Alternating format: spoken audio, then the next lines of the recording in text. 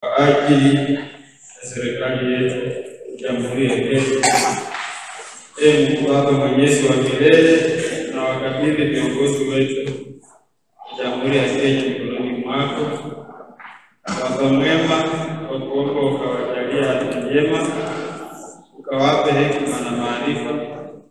Saidie wewe Baba mwema, kila kuchao maamuzi wanayoyafikia yawe ya kuleta